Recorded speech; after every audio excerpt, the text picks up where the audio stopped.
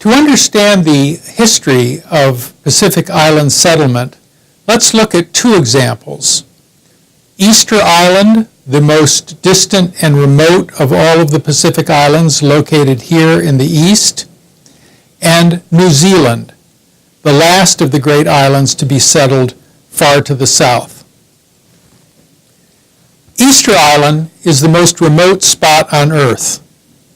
The nearest human-occupied land is Pitcairn Island, 1,300 miles away, and even today, the nearest functioning economy in South America is more than 2,000 miles to the east. Easter Island was settled by people during the first millennium of the Common Era.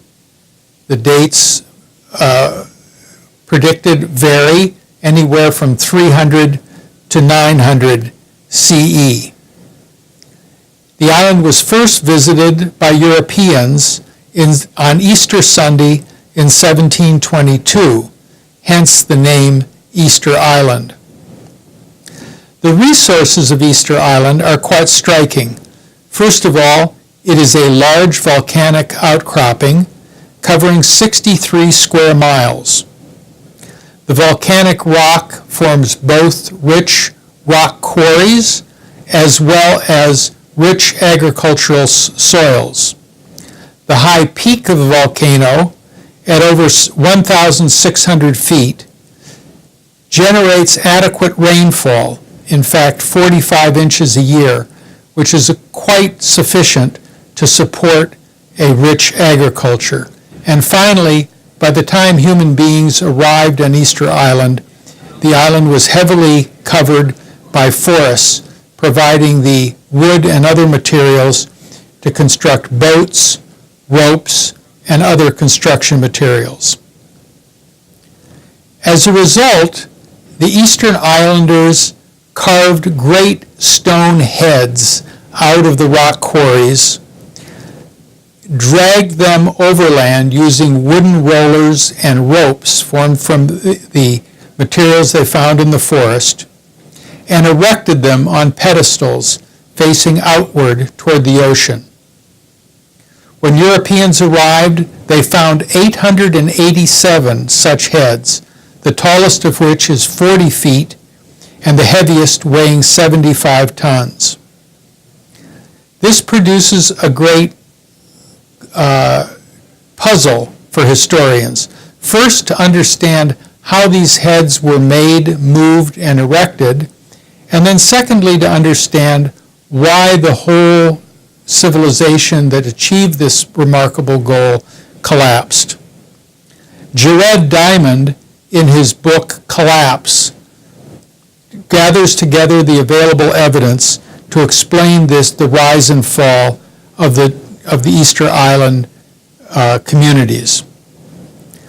The theory goes something like this, that the abundant agriculture of Easter Island produced at its peak 15,000 people who were sufficient to produce an agricultural surplus and to liberate a portion of their population for the carving, construction, and erection of the great heads. And over a period of several centuries, they were able to achieve this remarkable accomplishment. In so doing, however, they destroyed their own environment, cut down the trees needed to erect and move the heads, and eventually leaving the island bereft of the necessary vegetation to support life, so that by 1722, when the Europeans arrived, the population had declined from a peak of 15,000 to only 2,000 or 3,000 impoverished souls. In their final years, unable to erect these great heads, the final residents of the island competed in tearing down the heads of their neighbors. A second example of occupation is New Zealand. Two large islands in the southernmost Pacific, as indicated earlier, formed not from volcanoes, but by continental shelf that broke off from Australia. The initial inhabitants of this island, called the Maoris, M-A-O-R-I, numbered approximately 200,000 in the 18th century. Their ancestors had arrived in New Zealand at about 1,000 in the Common Era, perhaps the last of the Pacific Islands to be occupied, and notice, coming from the direction of Polynesia, not, as we indicated earlier, from Australia. Their economy was based on both hunting and gathering, as well as agriculture, and significantly, the primary product that they were using was the sweet potato. I say interestingly because the sweet potato is native to Central America and must have been brought to Polynesia by Polynesian navigators who at some point reached South America and brought the sweet potato back. We have pretty good evidence, archaeological evidence, for the appearance of the sweet potato in central Polynesia at about 700 CE. Moreover, the name for sweet potato in New Zealand and other parts of the Pacific is kumara, which happens to be the same name as is applied to the sweet potato in South America, all of which testifies to the extraordinary navigational skills of the Polynesians.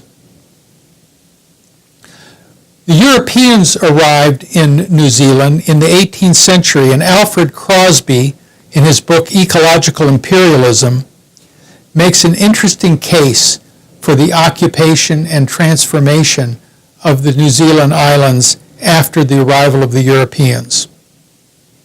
At the time the Europeans arrived, there was little to attract European settlement in New Zealand. The islands were covered by a very thick vegetation, the native population was not highly productive, and there was little of interest to European whalers who happened to put ashore in this region.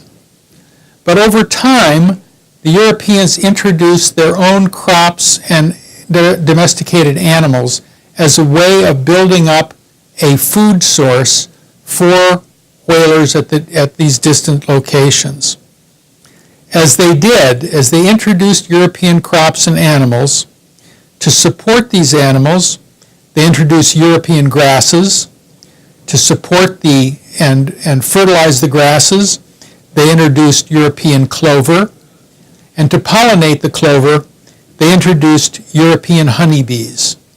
Over time, by this process, the islands were transformed from their native vegetation into something that quite resembles the English countryside.